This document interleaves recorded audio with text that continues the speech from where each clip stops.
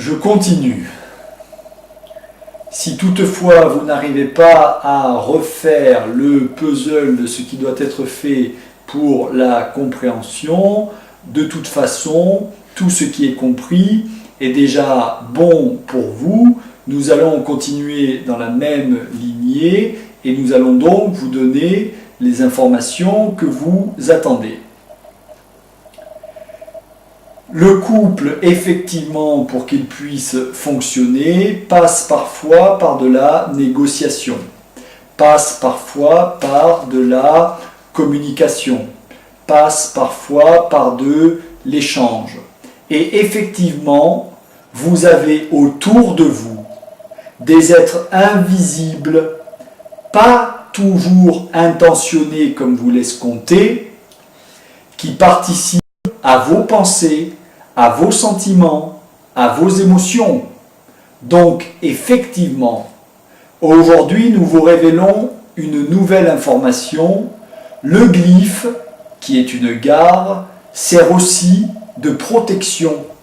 Car lorsque vous êtes dans la gare glyphe, vous êtes aussi protégé que si vous étiez à l'intérieur d'une chambre forte avec toute la nourriture suffisante pour passer des semaines et des mois dans cette chambre. Le glyphe va vous permettre d'installer, par l'attitude et la façon de le manifester, une sorte d'aura bienveillante autour de vous qui permettra que le cercle, comme il est connu aujourd'hui par Jean-Michel, assis ici, et notre hôte qui récupère les informations, eux sont déjà dans un cercle.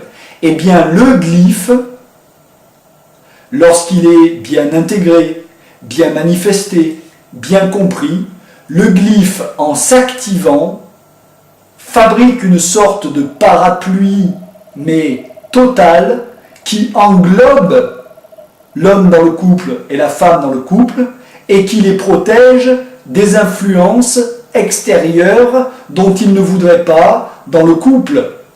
Si vous voulez, c'est un petit peu comme si le glyphe était une bulle. Et lorsque vous voulez négocier, et c'est ce que nous faisons, vous rentrez dans la bulle négociation, vous négociez, vous négociez, vous négociez. À l'extérieur, aucune créature invisible ne vous entend. Dans le monde où il y a des humains visibles, aucune créature n'a la possibilité de vous déranger. Et cela, lorsque vous l'avez terminé, vous sortez de la bulle négociation et puis vous allez dans une autre bulle.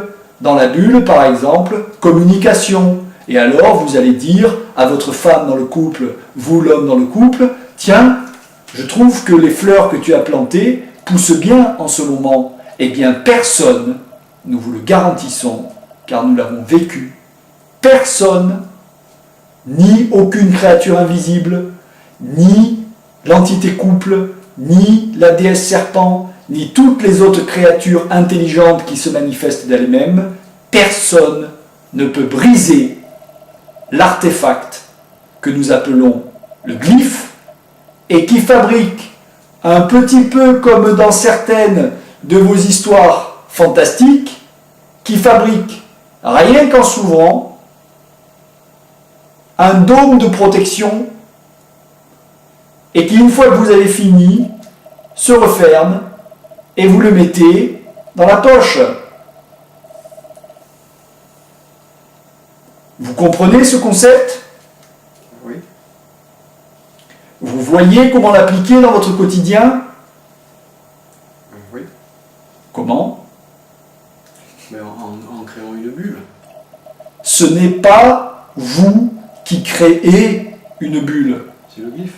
Il faut comprendre comment fonctionne et donc décoder le glyphe, un petit peu comme dans les images qui se trouvent dans notre hôte, un petit peu comme si vous étiez dans un jeu télévisé avec des énigmes, et lorsque vous avez décodé le glyphe fabrique une bulle, car vos bulles, mes amis, la plupart de vos bulles sont pénétrables.